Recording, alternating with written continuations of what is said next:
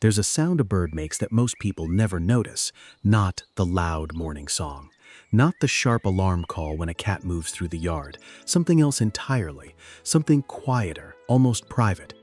You've probably heard it without realizing what it was. A soft, low murmur while a bird sat unusually close to you. Not singing to the sky, not warning anyone, just making a small sound, almost like it was talking to itself. Or maybe it's talking to you. Most people don't pause when they hear it. They glance up, see a bird, and go back to whatever they were doing. But some people stop. Something about that sound feels different, familiar even. It's like it carries a weight that a regular bird song doesn't. Science has recently started to explain what that sound actually means. And what it reveals about you and that bird is something almost no one expects.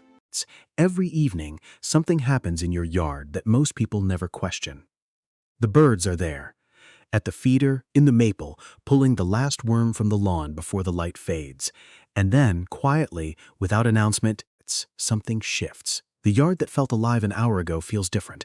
Not empty exactly, just changed. Most people assume they understand why. Birds make noise. Birds go quiet. That's just what birds do. But here's what most people never think to ask. Beneath every familiar chirp, every ordinary birdsong you've heard 1,000 times, exists an entirely different layer of communication. One that isn't about territory, isn't about danger, isn't about survival at all. It's about something far more personal than any of that. Researchers and field ornithologists have been quietly studying this for years. And what they've found sitting inside the data, inside the small, overlooked moments most people walk right past, is something that will permanently change the way you experience every bird that has ever come close to you. By the end of this video, you'll understand one specific sound, what it means, why it exists, and why there's a very real chance a bird has already been making it around you, choosing you, quietly and deliberately, long before you ever thought to notice. If you've ever felt something when a bird stayed near you longer than expected, stay with me, because what you felt was not your imagination. And if this is the kind of content that makes you stop and see the world differently, subscribe right now. Every day, we go deeper into the moments nature is quietly trying to show you. Most people miss them entirely. You clearly don't. So let's begin. Here's something that might surprise you. Birds don't treat every living thing the same way. Not even close. Research on corvids, chickadees, and sparrows has shown something remarkable. These animals maintain what behavioral scientists call differentiated relationships. In plain terms, they recognize individuals. They remember faces. And they respond differently depending on who is standing in front of them. Think about the bird that keeps returning to your yard. Your specific corner of the garden. Your particular window ledge. You think it keeps coming back for the food. But the food ran out 3 days ago. What's actually happening is something quieter and far more intentional. That bird has been watching you, cataloging your movements, measuring your stillness, building an internal picture of whether you are safe, not just neutral, but genuinely safe. That's not random behavior. That's a social decision. And the moment a bird makes that decision about you, everything changes. It stops simply tolerating your presence and begins doing something else entirely. Something that looks, almost uncomfortably, like choosing you. So what does that choice actually sound like?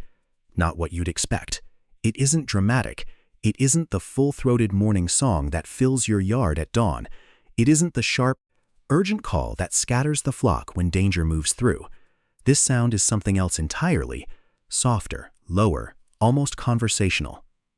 The kind of sound you could easily mistake for nothing at all. Ethologists, scientists who study animal behavior in natural settings, refer to these as affiliative vocalizations, sounds that serve no territorial purpose, no survival function. They exist purely within the space of relationship. Chickadees use them. Robins use them. Even crows, in a register so quiet most people never register it, use them too. What most people don't realize is this: when a bird makes that sound near you, it isn't performing. It isn't signaling the world. It's doing something far more specific. It's acknowledging you. Quietly, privately. The way you might murmur something to a person sitting beside you, that you'd never say across a crowded room. Almost no one knows to listen for this, but you're here. And some part of you already suspected that what you heard, that small, unhurried sound, meant something more than nothing. It did. Trust doesn't arrive all at once. Not in humans, not in birds. It moves in stages slowly, quietly, almost invisibly. And if you've ever had a bird return to the same spot near you, day after day, what you were actually witnessing wasn't habit. It was a process, one that behaviorists have mapped with surprising precision. It begins with wariness. The bird notices you, keeps distance, watches. Then, gradually, something shifts. It moves closer, but still watches. Then closer still, with less watching. Until one day, it simply arrives. No hesitation, no threat assessment, just presence. Here's what most people never stop to consider. You think you've just been sitting in your yard, drinking your coffee, going about your morning. But that bird has been studying you the entire time, your movements, your stillness.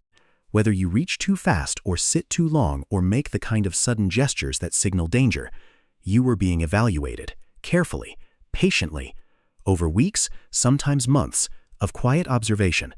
And somewhere along the way, without a single word exchanged, you passed. That moment, the moment a living creature decides you are worthy of its trust, happens in silence. But it is anything but small.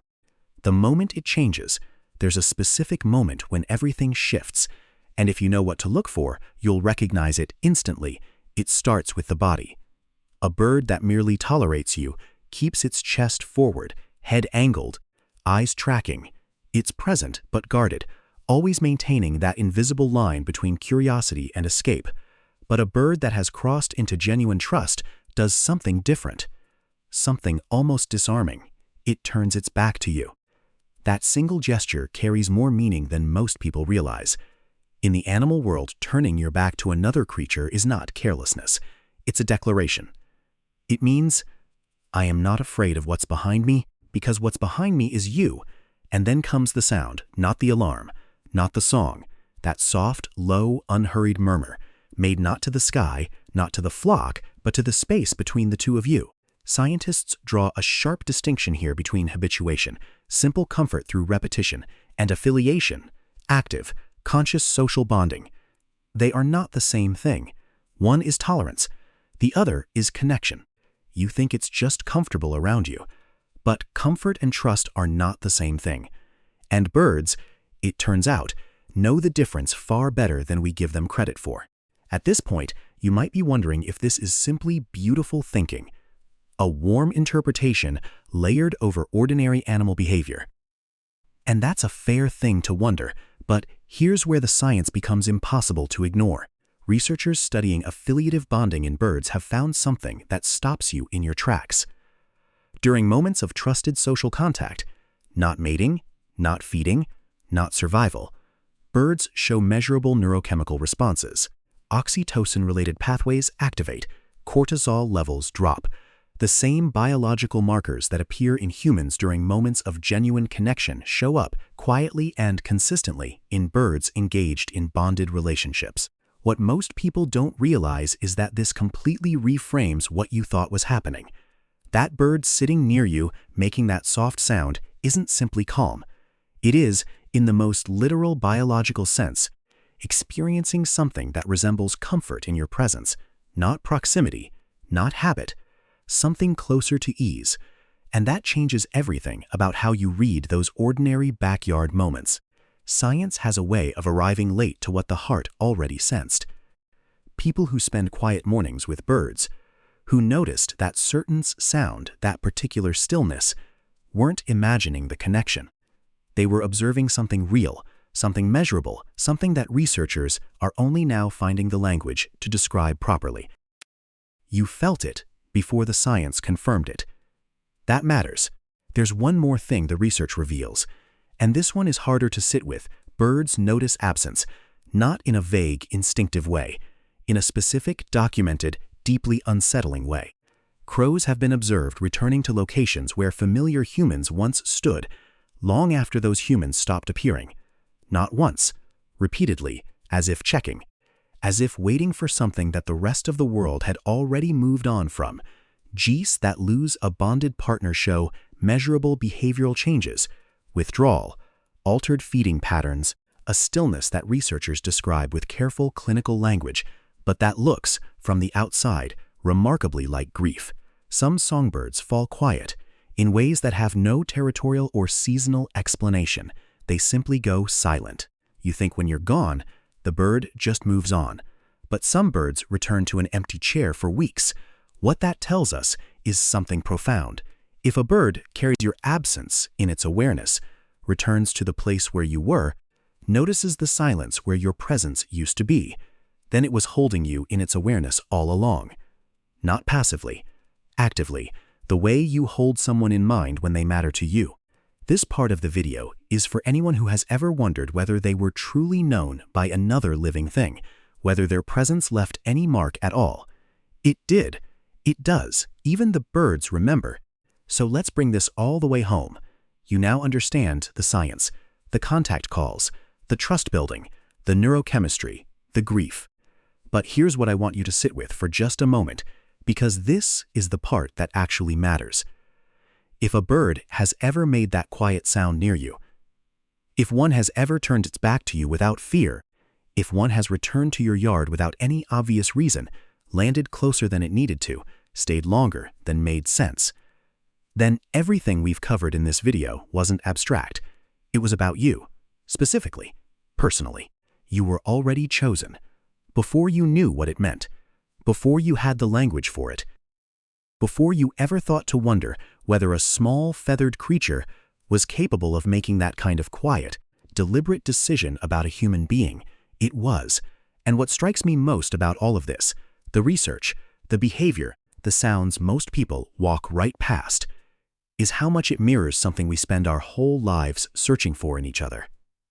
To be seen without asking, to be trusted without performing, to have someone simply choose to stay near you, not because they have to, but because something in your presence feels like safety to them. That's not a small thing. In any species, close your eyes for just a second and picture it. You sitting quietly, and somewhere nearby, a bird making that small, unhurried sound, not because it needs to, not because survival demands it, because it knows you. Before you go, I want to ask you something. Think back, not to a dramatic moment, not a rare bird or an unusual sighting, just a quiet one, a bird that stayed longer than expected, a sound that felt oddly personal, a morning where something small and feathered seemed, for just a moment, entirely unbothered by your existence in a way that felt like more than coincidence. If that memory exists somewhere in you, I'd love to hear it. Drop it in the comments below. Because if this video has shown anything, it's that these moments happen far more often than people realize. They just rarely have the language to describe what they felt. You do now. And if this kind of quiet, meaning-filled storytelling is something that resonates with you, if you find yourself drawn to the smaller, overlooked moments that turn out to carry the most weight, then make sure you're subscribed. Because what's coming next goes even deeper. In the next video, we're going to explore the specific moment a bird decides you are safe. Not comfortable, not familiar, safe, and how you can recognize, in real time, exactly when that decision is being made about you. It's one of the most quietly remarkable things happening in your yard right now, and almost no one notices it until they do.